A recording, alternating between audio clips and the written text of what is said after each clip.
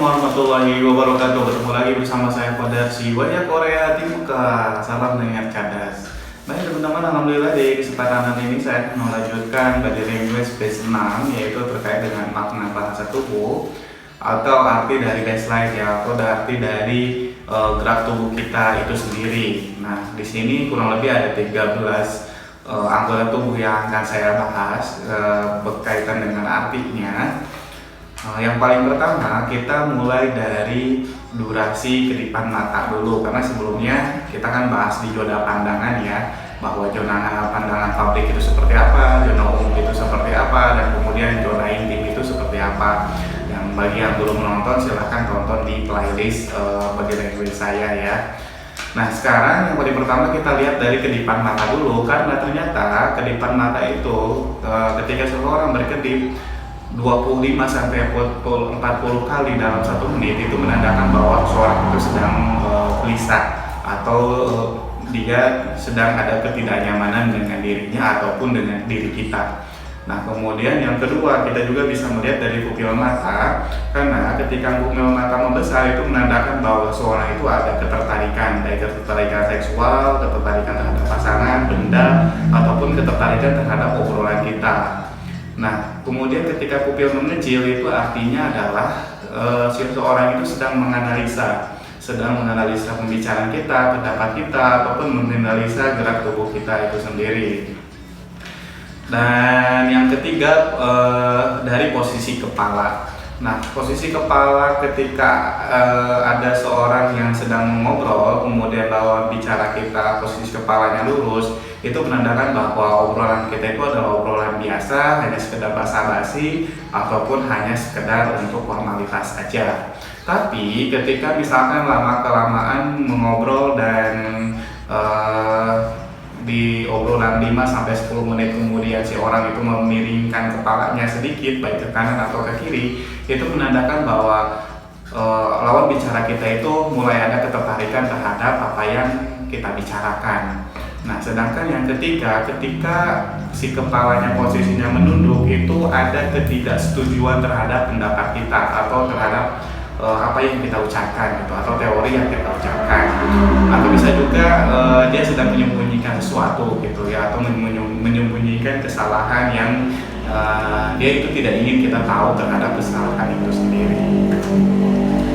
Nah, kemudian ketika kecil itu ada sebuah gerakan refleks ya, ketika kita berbohong itu selalu menutup mulut kita. Tapi seiringnya dengan waktu berjalan gitu, seiring kita tumbuh menjadi dewasa, kita sering melakukan kebohongan dengan ditandai dengan cara mengusap pipi, kemudian telinga, hidung, mulut, dan bagian anggota tubuh yang lainnya. Dan itu menandakan bahwa kita tidak jujur gitu ya, tidak ingin mengungkapkan perasaan yang sebenarnya. Dan itu bisa menjadi kebiasaan refleks kita atau kebiasaan yang yang tidak bisa kita kontrol sendiri, karena itu sudah masuk ke bagian limbik ya, ke limbik brain atau otak mamalia, yang dimana itu refleks dan spontan. Nah, kemudian yang kelima, di bagian leher kita sering menyentuh bagian leher ya, belakang, kemudian telinga, kemudian kerah baju, sebagai tanda bahwa lawan bicara kita itu sedang bosan gitu ya mendengarkan orang lain bicara, dan dia tidak sabar mendapatkan giliran untuk dia berbicara ya. Dan kemudian yang selanjutnya, yang keenam itu ada seseorang yang ketika kita berbicara itu dia melipat tangannya di ulu hati. Nah, itu menandakan bahwa dia sedang bertahan, kemudian defensif, dan dia menjaga bahwa dirinya itu tidak dipengaruhi oleh orang lain. Nah, kemudian yang selanjutnya, yang ketujuh itu adalah biasanya ada beberapa orang ketika ngobrol sama kita, mereka itu selalu memainkan benda ya, seperti pulpen, kemudian kacamata, handphone, dan yang lainnya sebagai tanda dia mengalihkan perhatian karena dia sudah tidak nyaman gitu ya terhadap obrolan yang kita adakan atau kita bicarakan gitu. Bisa itu membosankan, bisa obrolannya itu mengarah ke yang tidak dia sukai ataupun lain-lainnya. Nah, kemudian yang ke-8 itu ada tangan terbuka. Jadi ketika ada seseorang itu memanggil kita dengan tangan seperti ini, itu menandakan bahwa seseorang itu menerima kita, ya, menerima kita dan dia tulus senang dengan keberadaan kita.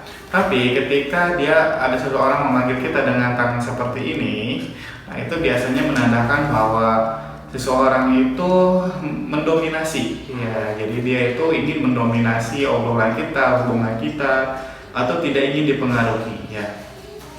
Kemudian ketika ada seseorang melakukan tanda tangan dengan menunjuk, itu tandanya adalah bahwa dia itu sedang menyangga pendapat kita, menyangga obrolan kita, dan juga dia tidak setuju dengan pendapat kita. Dan biasanya dia akan melakukan perlawanan, dan dia sedang melakukan perlawanan. Nah, itu berkaitan dengan tangan. Sedangkan kemudian yang selanjutnya ada yang 9 itu dari salaman. Jadi ketika ada seseorang yang salamannya lurus seperti biasa, itu tanda bahwa keseimbangan dan sama-sama ingin membangun sebuah hubungan atau sebuah kedekatan. Tapi ada juga yang ketika salaman itu salah satunya itu meletakkan tangan lawan bicaranya itu di bawah, atau dia sendiri meletakkan tangan dianya di bawah. Nah, itu menandakan bahwa dia sedang mengizinkan orang lain untuk mendominasi, ya, mendominasi pembicaraan, mendominasi hubungan, obrolan, dan yang lain-lainnya. Atau kita sedang menyarankan lawan bicara kita untuk mengikuti kita. Nah, itu biasanya dengan salaman agak digeser ke bawah sedikit. Nah, itu ya. Kemudian salaman dengan kedua tangan. Jadi ada yang ketika kita bertemu dengan teman dekat atau teman lama yang sudah sangat lama sekali tidak bertemu, biasanya kita akan menyalaminya dengan kedua tangan sambil membukukan badan. Itu tandanya bahwa seseorang ini itu sangat mengapresiasi dan dia itu sangat ingin memberikan kesan baik gitu, ya, kesan baik dia menunjukkan bahwa kita lawan bicaranya itu sangat berkesan buat dirinya, atau dia ingin berkesan di hadapan kita. Nah, itu ya, dengan salaman dengan kedua tangan. Nah, kemudian yang 10 itu adalah dengan melipat tangan di ulu hati seperti ini. Jadi banyak nih, cuman biasanya kalau yang melipat tangan di ulu hati itu juga harus kita analisa lagi. Kenapa? Karena bisa jadi udara sedang dingin, jadi dia melipat tangan di ulu hati supaya tidak kedinginan, atau memang dia kebiasaannya seperti itu, atau memang ketika dia melipat tangan di ulu hati itu dia menandakan bahwa sedang tidak ingin mengobrol dengan yang lainnya, ataupun dia sedang mempertahankan pendapatnya.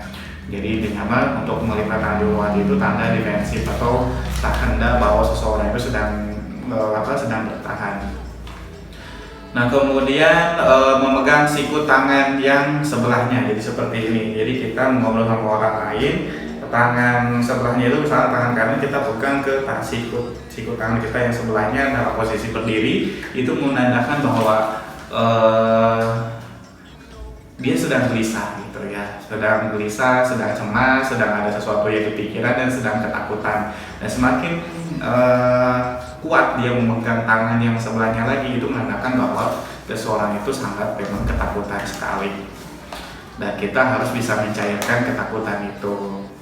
Nah, kemudian yang selanjutnya itu meletakkan jari di pipi dan sisa jari di dagu, itu tanda orang sedang menyelidiki dan kurang percaya terhadap sebuah pendapat. Jadi seperti ini. Jadi ketika kita ngobrol kemudian mendengarkan orang lain dengan posisi tangan di pipi, satu jari telunjuknya itu di pipi dan sisanya di dagu, itu menandakan bahwa dia sedang menganalisa percakapan atau pendapat yang dikeluarkan oleh lawan bicaranya, apakah itu benar atau bohong. Kemudian dia agak merasa tidak percaya gitu. Nah, itu adalah dengan tanda seperti itu. Nah, kemudian yang selanjutnya yang ke-11 itu adalah melipat tangan di kaki ketika berdiri. melipat tangan dan kaki ketika berdiri itu tanda dia tidak ingin pendapat orang lain masuk dan sedang menjaga pendapat dia. Jadi ada ketika seorang berdiri kemudian melipat tangan itu dengan kakinya, dia menandakan bahwa dia tidak ingin dipengaruhi dan tidak ingin pendapat orang lain itu masuk terhadap dirinya.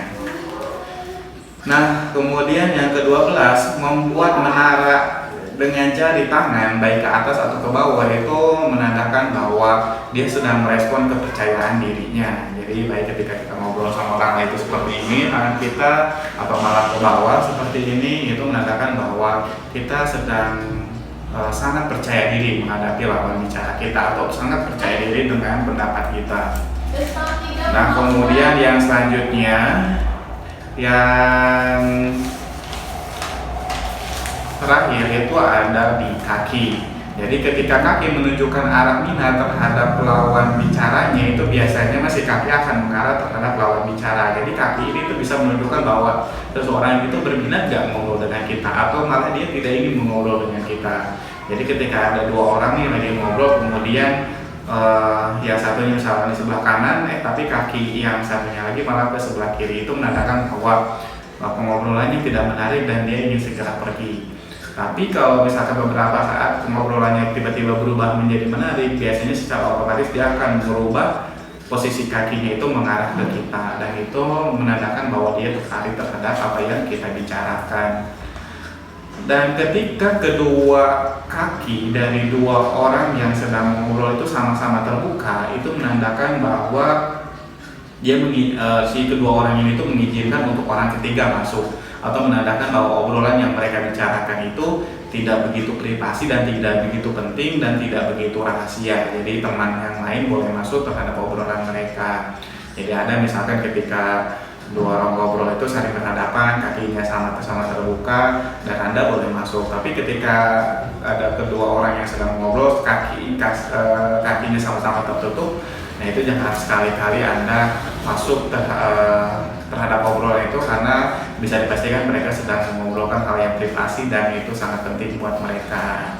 Nah, kemudian yang terakhir, prinsip dari bahasa tubuh itu sendiri itu sangat erat sekali berkaitan dengan kebudayaan dan kebiasaan dari masing-masing tempat, culture, dan kebudayaan. Maka dengan demikian bisa jadi di beberapa tempat ungkapan yang sudah saya jelaskan di atas itu belum tentu sama gitu ya. Kenapa? Karena masing-masing tempat itu memiliki budaya, karakter, dan perilaku masing-masing. Tapi secara umumnya biasanya seperti itu. Nah, itu saja mungkin teman-teman di batch 6 ini terkait dengan makna dari bahasa tubuh atau makna dari baseline, supaya kita bisa mengenali tanda-tanda dari bahasa tubuh seseorang, sehingga ini menjadi dasar buat kita menilai orang lain. Tapi ingat, kita bisa melihat, belum tentu mengerti, dan kita bisa mengerti tapi tidak boleh menghakimi. Sekian dari saya, terima kasih banyak. Assalamualaikum warahmatullahi wabarakatuh. Jangan lupa di like, subscribe, komen YouTube saya. Dadah.